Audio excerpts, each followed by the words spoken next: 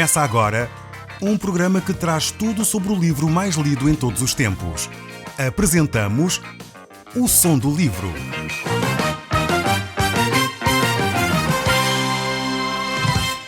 Seja muito bem-vindo. Neste podcast vai encontrar o livro mais conhecido e lido em todo o mundo. Vamos levá-lo numa viagem pela história da humanidade. Este é um audiolivro para si, para a sua família e sociedade em geral. Contextualização e comentários de Paulo Chaveiro. E nós hoje estamos a olhar para o capítulo 10 da segunda epístola que o apóstolo Paulo escreveu à igreja em Corinto. Com este capítulo 10 desta segunda epístola, o apóstolo Paulo vai iniciar uma nova secção, de novo outro assunto. O apóstolo Paulo estava a falar no capítulo 8 e 9 acerca de dádivas, acerca de ofertas, a forma como nós devemos fazer as nossas ofertas e como devemos entregar o nosso coração a Deus. Agora ele vai passar a falar sobre outro assunto completamente diferente. Ele vai tratar da sua autoridade apostólica. Nós notamos facilmente que havia dentro da igreja de Corinto dois grandes grupos. Um grupo que estava completamente apoiando o ministério do apóstolo Paulo, mas um outro grupo, talvez menor, que levantava algumas dúvidas sobre o caráter de Paulo, sobre se ele era realmente ou não apóstolo, se aquilo que ele falava era ou não de Deus, tentava diminuir a sua capacidade oratória. Enfim, era um grupo realmente, como nós vamos depois ver, que não tinha intenção de promover o Evangelho de Deus. Normalmente, quando surgem estas situações dentro das comunidades, nós devemos dar alguma atenção.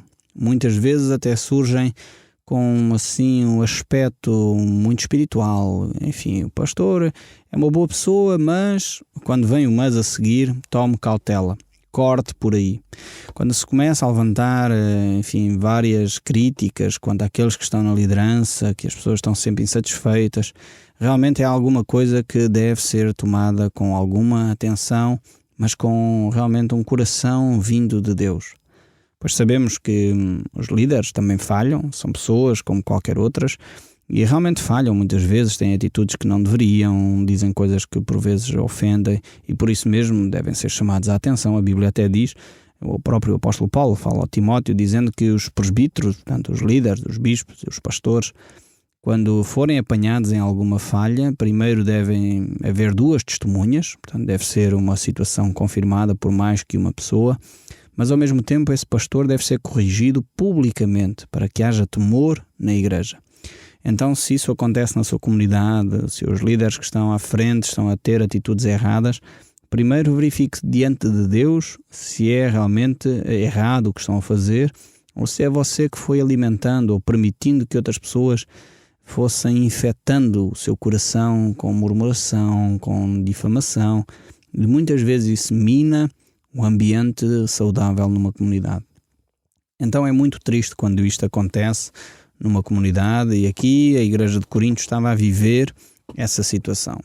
O apóstolo Paulo então dirige esta carta a todos os grupos que estão dentro da comunidade, sejam eles a favor ou sejam eles contra. Até o capítulo 9, Paulo fala realmente aos crentes que estavam a dar o seu apoio integral, mas a partir do 10 o apóstolo Paulo vai falar a toda a gente, aqueles que concordam com ele, mas também aqueles que não estão a apoiá-lo, não estão de acordo com ele. É necessário realmente percebermos que nas comunidades isto acontece, infelizmente. E a necessidade que cada um de nós tem, muitas vezes, de manter-se dentro da verdade, não se afastar da verdade. Precisamos de ter isto bem presente na nossa mente. O capítulo 10, então, vai começar a falar sobre a autoridade que o apóstolo Paulo recebeu da parte do próprio Deus. Diz assim, 2 Coríntios 10, verso 1. E eu mesmo, Paulo, vos rogo pela mansidão e benignidade de Cristo, eu que, na verdade, quando presente entre vós sou humilde, mas quando ausente, ousado para convosco, sim, eu vos rogo que, não tendo de ser ousado quando presente, servindo-me daquela firmeza com que penso devo tratar alguns que nos julgam como se andássemos em disposição de mundano proceder. O apóstolo Paulo vai começar, em primeiro lugar, a falar de como ele próprio tem procedido para com os cristãos em Corinto. Ele tem sido um homem que, quando está presente com ele, procura ser brando, procura ser humilde, procura, enfim, ter algum cuidado no seu falar. No entanto, quando escreve as cartas, ele é firme, é bastante claro e não deixa passar o pecado em branco. No entanto, esta sua atitude de gentileza, de humildade, foi mal interpretada pelos habitantes da cidade de Corinto, pelos os cristãos da igreja. E pensaram que esta humildade, então, era falta de capacidade, ou era falta, enfim, de coragem, ou outra coisa qualquer, e começaram a difamar o apóstolo Paulo. O apóstolo Paulo, realmente, só para pôr aqui, se você não está lembrado, por aqui um pano de fundo, ele era um homem extremamente erudito. Podíamos dizer, ele vai mostrar mais para a frente, nos próximos capítulos, quem na realidade ele era. Mas ele era um homem, poderíamos dizer, um professor catedrático, era uma pessoa extremamente bem formada, ele tinha aprendido com os melhores professores daquela época e realmente era uma pessoa bem preparada teologicamente, filosoficamente, era uma pessoa bem preparada a nível da cultura. Ele tinha a cultura judaica, a cultura grega, a cultura romana, ele conhecia profundamente estas três culturas, ele dominava várias línguas. Era um homem que realmente sabia ler e escrever, e estamos a falar numa época em que a maioria da população não sabia ler. Então, realmente Paulo era uma pessoa extremamente culta. No entanto, havia pessoas dentro da comunidade que tentavam desfazer, provavelmente por orgulho, ou, enfim, talvez por se sentirem ameaçados pelo apóstolo Paulo, tentavam desfazer a imagem do apóstolo Paulo, tentavam dizer mentiras a respeito dele. E por isso mesmo o apóstolo Paulo começa este capítulo a dizer que ele mesmo ele roga pela mansidão e pela benignidade de Cristo. Ou seja, ele pautava-se, ele vivia a sua vida à sombra do exemplo de Cristo. E era por causa desse exemplo que ele procedia como procedia para com os cristãos em Corinto. Foi o próprio Senhor Jesus Cristo que, sendo Deus, nasceu numa humilde manjedoura, exerceu o ofício de carpinteiro, viveu entre os humildes e os necessitados. Quando iniciou o seu ministério, ele não tinha local onde reclinar a sua cabeça. Viveu sempre em grande simplicidade, apesar de ter condições para poder ser alguém destacado na sociedade. Cristo optou por viver uma vida modesta. E o apóstolo Paulo seguiu-lhe o exemplo. E essa simplicidade estava a incomodar alguns supostos apóstolos, alguns supostos profetas que gostariam de viver de uma forma, enfim, ostensiva, gostariam de se mostrar, eventualmente mostrar os seus trajes, mostrar talvez o grande palacete onde moravam e procuravam então, através das suas filosofias, enfim, repescadas, tentar denegrir a imagem do apóstolo Paulo, que vivia de uma forma simples e humilde. E isto creio que tem uma aplicação direta para os nossos dias. Infelizmente verificamos que hoje os cristãos, alguns deles pelo menos, quando ouvem esta palavra de simplicidade, ficam logo assustados. Alguns cristãos acham que têm de viver, enfim, nesta terra com o melhor que a terra produz, têm de viver, enfim, com riquezas bastante grandes, têm que viver com casas enormes, têm que viver com ótimos carros, pois afinal de contas são filhos do rei. Só que se esquecem que o filho do rei viveu de uma forma humilde, nasceu numa manjedoura, não tinha onde reclinar a cabeça. Nós temos de aprender com Cristo a viver de uma forma simples e a viver acima de tudo satisfeitos com o que temos. Quando eu digo satisfeitos com o que temos, eu quero fazer aqui duas ressalvas. Primeiro, não estou a dizer que nos devemos acomodar. Não. Se podemos lutar, se podemos ser de uma forma saudável, ambiciosos, devemos sê-lo. Há uma medida até onde a ambição é saudável, a partir daí pode se tornar perigosa, mas devemos estar satisfeitos com o que temos. Deus nos tem concedido aquilo que nós temos, então devemos estar alegres. Mas devemos labutar, trabalhar como para o Senhor e procurar progredir naquilo que é possível. A segunda ressalva que é necessário ser feita é que quando eu digo que devemos estar satisfeitos com o que temos, é que devemos realmente não viver constantemente ansiosos. Porque muitas vezes, quando não estamos satisfeitos com o que temos, ficamos ansiosos, desgastamo-nos e pensamos que todos têm que ter riquezas como os mais ricos do mundo.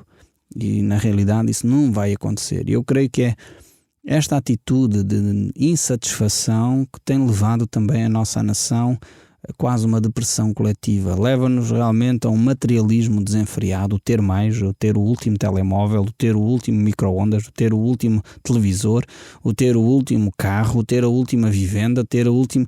E queremos ter mais, e ter mais, e ter mais, porque nunca estamos satisfeitos com aquilo que temos. Necessitamos realmente voltar a esta simplicidade, viver como Cristo viveu, perceber que devemos estar alegres por ser quem somos, estar alegres por ter aquilo que temos, porque temos uma família, porque temos um emprego, ou porque temos alguém que cuida de nós, mesmo que o nosso emprego falhou. Vivemos alegres porque Deus realmente está connosco. Quando nós sentirmos esse prazer de viver na simplicidade, como eu disse, não num conformismo, mas viver na simplicidade, certamente a nossa vida vai criar umas cores bem mais belas e iremos desfrutar melhor da nossa própria vida. Mas ainda temos mais lições para tirar, e o verso 3 prossegue a dizer: porque embora andando na carne, não militamos segundo a carne. Este texto aqui, mais uma vez, tem muito que se lhe diga. Poderíamos gastar várias horas a falar sobre este texto bíblico, mas vamos ficar naquilo que é essencial, no que ele ensina. O apóstolo Paulo nos mostra mais uma vez que a nossa batalha não é contra a carne. Aliás, ele diz isso no verso seguinte: porque as nossas armas da nossa milícia não são carnais e sim poderosas em Deus, para destruir fortalezas, anulando sofismas e toda a altivez que se levanta contra o conhecimento de Deus, levando cativo todo o pensamento à obediência de Cristo. As nossas armas realmente não são carnais, ou seja, aqui não estamos a falar de levantar os punhos, de começar uma guerra, de fazer mal às pessoas que cruzam connosco, que têm maneiras de pensar e de ser diferentes. Não tem nada a ver com isso. A Bíblia mostra claramente que os cristãos devem de amar os seus inimigos, devem de procurar conhecer as outras pessoas, bem dizer aqueles que os maldizem. Por isso o apóstolo Paulo diz que as nossas armas não são segundo a carne. A nossa luta não é contra pessoas, mas sim, como diz ele no verso seguinte, a nossa luta acontece na cabeça, na mente, no pensamento. Tem a ver com estas fortalezas. E eu creio que no nosso país há realmente fortalezas que têm anulado o nosso desenvolvimento. Algumas das fortalezas que têm anulado o nosso desenvolvimento completo como seres humanos, são os tais sofismas, são ideias filosóficas, são ideias que realmente permeiam a nossa existência sem nós quase nos apercebermos que elas estão presentes. Algumas dessas ideias que muitas vezes nos têm anulado é as ideias de falta de planeamento. Nós, como portugueses, por exemplo, achamos que o planeamento não precisa de ser grande coisa. Podemos fazer as coisas em cima do joelho, podemos fazer de hoje para amanhã, desenrascamos as coisas. E esta atitude de desenrascanço, esta atitude de deixa andar, tem sido uma fortaleza terrível e que tem neutralizado muito a nossa nação. Uma outra ideia, um outro sofisma, uma outra fortaleza que realmente tem sido utilizada para neutralizar o nosso povo é, por exemplo, a ideia do destino, do fatalismo que o nosso povo tem. Muitas vezes consideramos o nosso fado, não temos condições de alterar o nosso presente nem o futuro. Afinal, o destino está marcado. Frases como estas têm realmente marcado a nossa cultura, a nossa maneira de ser, e mesmo a atitude e a nossa própria música, o fado, tem-nos conduzido a uma nostalgia realmente neutralizadora. Precisamos perceber que Deus nos ama e que o futuro que nós construímos, aquilo que nós semeamos, como nós vimos há uns programas atrás, nós vamos colher.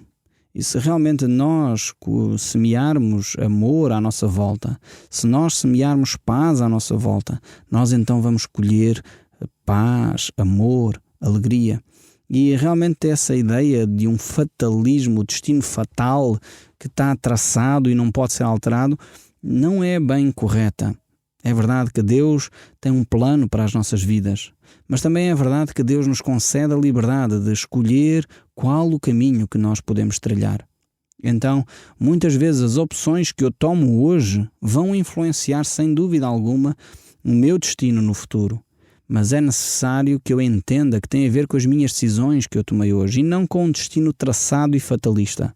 Eu vou dar um exemplo, talvez possa facilitar a compreensão daquilo que eu estou a dizer. Se você hoje contrai um empréstimo bancário para adquirir uma casa e não tem capacidade de pagar a prestação mensal, daqui a 1 ano ou 2 vão penhorar a sua casa. Você poderia dizer, pois o destino está traçado, é um fatalismo. Não, foi falta de planeamento. Você não tinha condições de adquirir esse empréstimo bancário. Ou então você diz, pois Deus não me abençoa porque afinal perdi a minha casa. Não, o problema está que você está a começar um processo para o qual você não tem condições de andar. Então não é um destino fatalista, é falta de planeamento. Necessitamos realmente perceber quais são os sofismas, quais são as fortalezas que muitas vezes nós temos na nossa mente que prejudicam o nosso desenvolvimento como pessoas, como sociedade e que paralisam o nosso crescimento. Muitos destes sofismas também são altivez, são orgulho. E esse orgulho de não precisamos de ninguém, somos autossuficientes, somos capazes por nós próprios, e são um orgulho que se levanta contra o conhecimento de Deus. E é realmente estes sofismas, estas fortalezas, esta altivez que se levanta contra o conhecimento de Deus, mais uma vez está visível na nossa sociedade. E nós aí, sim, como diz o apóstolo Paulo, necessitamos levar cativos esses pensamentos. E necessitamos voltar à obediência de Deus. Muitas vezes nós temos pensamentos de autossuficiência, de somos os maiores, não precisamos de ninguém, e isso revela-se também em relação a Deus. E por isso toldamos o conhecimento de Deus, pomos de lado aquilo que são os princípios de Deus, e às vezes os fazemos de uma forma terrível.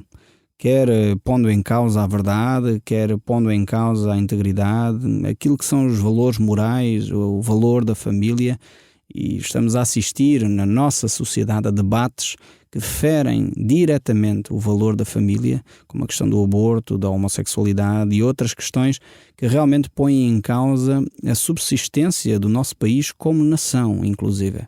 Porque se realmente destruirmos aquilo que é a essência de um povo, que é também, não só, mas também a multiplicação das pessoas, a natalidade, realmente ao promovermos supostamente conceitos de família que contrariam o papel do pai e da mãe, de um casal que se pode reproduzir, estamos realmente a ir contrário àquilo que uma sociedade poderá ter para se desenvolver. E nem nos apercebemos como esses sofismas, como essas fortalezas estão a ganhar poderes na nossa mente. Aparentemente, às vezes, com questões bem bonitas, com um diálogo e um discurso atraente até, e não nos percebemos que esses pensamentos têm de ser levados cativos, têm de ser levados cativos à obediência de Cristo. Eles realmente destroem um povo, eles destroem uma nação, e são sofismas e fortalezas construídas e não são fáceis de destruir. Aliás, é por isso que o apóstolo Paulo utiliza esta expressão fortalezas. No nosso país temos imensos castelos espalhados por todo o país e realmente aí nós podemos ver a função dos castelos, e é disto que o apóstolo Paulo está a falar. São fortalezas, lugares difíceis de acesso, lugares que são difíceis de destruir. E estas coisas estão enraigadas na nossa nação. Estes pensamentos estão tão bem colocados no coração do nosso povo que é difícil conquistá-los com outros pensamentos. É difícil levar realmente cativos esses pensamentos. E então temos de render esses pensamentos à obediência de Cristo. Voltar aos princípios básicos da fé e podermos assim viver dessa forma. É por isso que o apóstolo Paulo nos desafia, depois mais tarde no livro de Efésios, no capítulo 6, do verso 10 a 20, a utilizar as armas do Espírito, as armas espirituais para combater essas fortalezas. E elas são a palavra de Deus, o Espírito de Deus, que é o poder divino que nos assiste realmente dentro de nós quando nos tornamos filhos de Deus, que devemos ter bem presente no nosso coração. Temos também a nossa fé. Ela realmente é um escudo que nos protege contra esses dardos inflamados do maligno. Temos realmente essa couraça da justiça, temos os sapatos que nos fazem caminhar na verdade, e realmente temos que ter esta armadura toda ela sobre nós, para podermos realmente resistir e levar cativos estes pensamentos. E estando prontos, como diz o texto bíblico no verso 6, para punir toda a desobediência, uma vez completa a vossa submissão. É uma atitude que nós devemos ter. E o verso 7 ainda prossegue: observai o que está evidente. Se alguém confia em si que é de Cristo, pensa outra vez consigo mesmo que assim como ele é de Cristo, também nós somos. Que o apóstolo Paulo vai mostrar que muitas vezes há pessoas que pensam que são elas única e exclusivamente os cristãos corretos. Eles acham que, lá do alto do seu saber, que realmente eles são os únicos cristãos à face da terra, pois eles são os que vivem o cristianismo mais integral, mais completo, e então todos os outros estão errados, só eles é que estão certos. O apóstolo Paulo sugere cuidado com esse tipo de atitudes. Realmente devemos ter a percepção de que há outras pessoas que seguem a Cristo, dedicam a sua vida a Cristo e seguem fielmente a palavra de Deus. O verso 8 prossegue: porque se eu me gloriar um pouco mais a respeito da nossa autoridade, a qual o Senhor nos conferiu para a edificação, não para a destruição vossa, não me envergonharei, para que não pareça ser o meu intuito intimidar-vos por meio das cartas. Mais uma vez o apóstolo Paulo refere que ele não quer intimidar ninguém se ele apresentar as suas credenciais. E o texto prossegue: as cartas com efeito, dizem, são graves e fortes, mas a presença pessoal dele é fraca e as palavras desprezíveis. Esta era a atitude que os tais críticos do apóstolo Paulo tinham para com ele. Diziam que ele no presente era fraco, mas nas cartas então era forte. Por isso ele agora quer ter alguma cautela ao escrever esta carta aqui. Ele diz no verso 11: considero tal isto, que o que somos na palavra por carta, estando ausentes, tal seremos em atos quando presentes. Porque não ousamos classificar-nos ou comparar-nos com alguns que se louvam a si mesmos, mas eles, medindo-se consigo mesmo e comparando-se consigo mesmo, revelam insensatez. Nós, porém, não nos gloriamos sem medida, mas respeitamos o limite da esfera da ação de Deus que nos demarcou e que se estende até vós. O apóstolo Paulo mostra aqui quais são as tuas credenciais, porque não ultrapassamos, no verso 14, os nossos próprios limites, como se não devêssemos chegar até vós, posto que, chegando até vós com o Evangelho de Cristo, não nos gloriamos fora da medida nos trabalhos alheios, e tendo esperança que, crescendo na vossa fé, seremos de sobremaneira engrandecidos entre vós, dentro da nossa esfera de ação. O apóstolo não pretende gloriar-se no trabalho dos outros, mas sim naquilo que Deus estava a fazer através dele na vida destas pessoas. Aquele, porém, que continua ele a gloriar-se, glorie-se no Senhor, diz ele no verso 17, porque não é aprovado quem a si mesmo se louva, e sim aquele a quem o Senhor louva. O Som do Livro, uma produção da Rádio Transmundial de Portugal.